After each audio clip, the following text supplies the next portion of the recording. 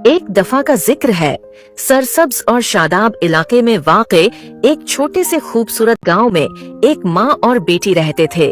माँ शदीद बीमार हो गई और किसी भी इलाज से उसे कोई फायदा नहीं हो रहा था।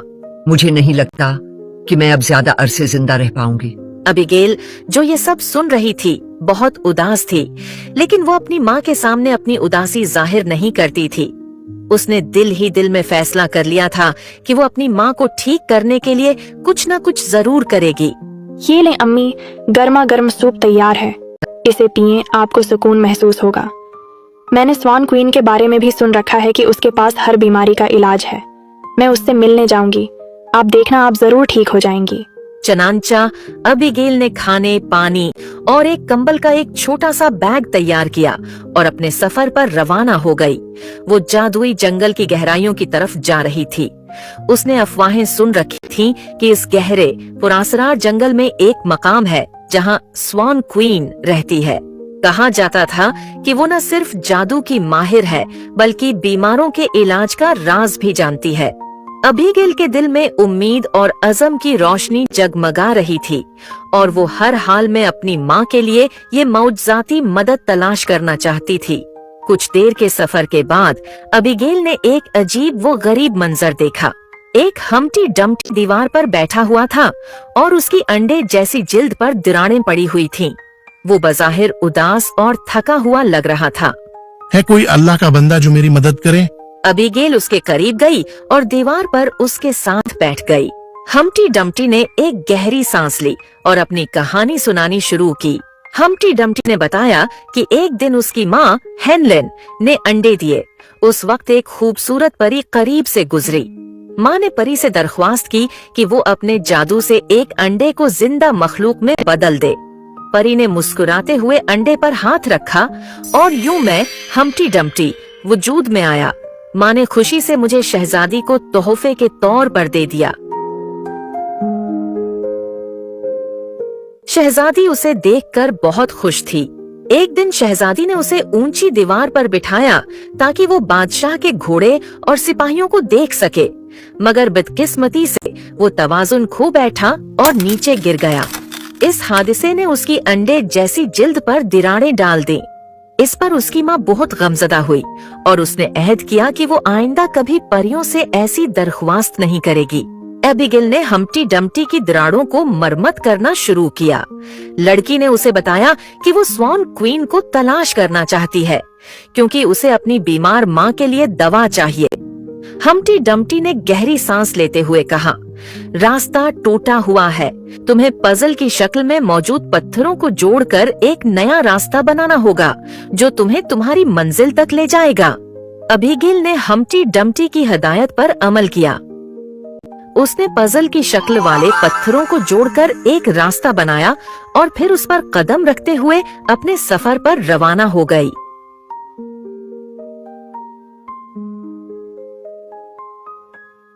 कुछ देर की मुसाफत के बाद एबिगेल एक अनोखे घर के करीब पहुंची जो कद्दू से बना हुआ था।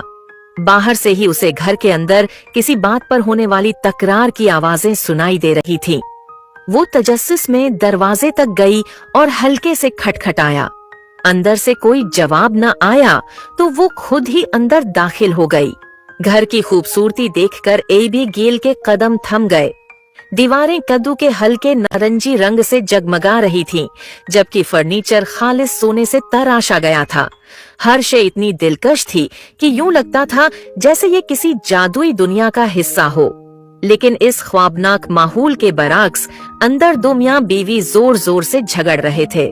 बीवी चीख रही थी, मैं इस कद्दू के घर में रह रहकर थक चुकी हूँ और रोजाना फीके कद्दू खाने से जिंदगी बेमजा हो गई है। शौहर, जिसका नाम पीटर पम्पकिन था, सब्र का दामन थामे हुए था, मगर उसके चेहरे से थकन साफ झलक रही थी। एबिगेल ने नरमी से कहा, आप दोनों लड़ाई बंद करें, मैं यहाँ आपकी मदद करने आई हूँ। ये सुनकर दोनों मियाँ बीवी खामोश हो गए और एबिगेल की तरफ उम्मीद भरी नजरों से देखने लगे। एबिगेल किचन में गई, जहां हर चीज कद्दू से बनी हुई थी। उसने अपनी जहानत से चंद मुनफरद डिशेस तैयार की। उसने पंपकिन पाई और पंपकिन स्मूथी बनाई, जिनकी खुशबू ने ही दोनों के चेहरों पर मुस्कुराहट बिखेर दी। जब वो दस्तरख्वान पर आए तो दोनों ने ये खाने बड़े शौक से खाए और खुश होकर एबिगेल का शुक्रिया अदा किया। एबिगेल ने उनसे कहा, जिंदगी में मसले आए तो उनका हल तलाश करना जरूरी है, न कि एक दूसरे पर गुस्सा निकालना। दोनों ने इस बात से इत्तेफाक किया और एबिगेल की बसीरत की तारीफ की। जब एबिगेल ने बताया कि वो अपनी बीमार माँ के इलाज के लिए स्वान क्वीन से मिलने जा रही है, तो पीटर पंपकिन ने कहा, थोड़ा आगे जाकर तुम्हें एक सुनहरा गेट मिलेगा। मैं उसका मुहाफिज हूँ। ये लो उसकी चाबी। एबिगेल ने शुक्रिया अदा किया और रवाना होने लगी। पीछे से दोनों मियाँ बीवी हाथ हिलाकर उसे दुआएं दे रहे थे। एबिगेल चलते चलते आखिरकार एक सुनहरे दरवाजे तक पहुंची, जो सूरज की रोशनी में चमक रहा था।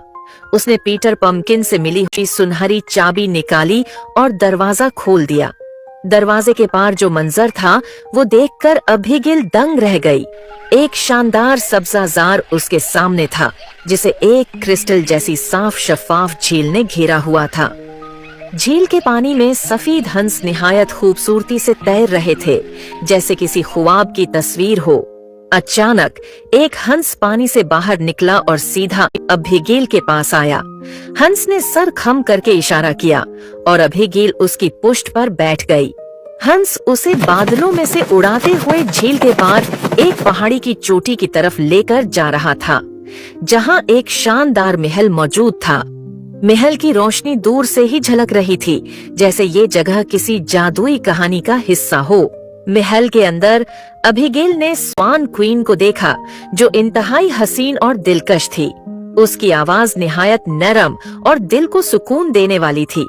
स्वान क्वीन ने एबिगेल की पूरी कहानी सुनी और मुस्कुराते हुए कहा, तुमने अपनी मुहिम के दौरान हिम्मत, अक्ल और मेहरबानी का मुजाहिरा किया है।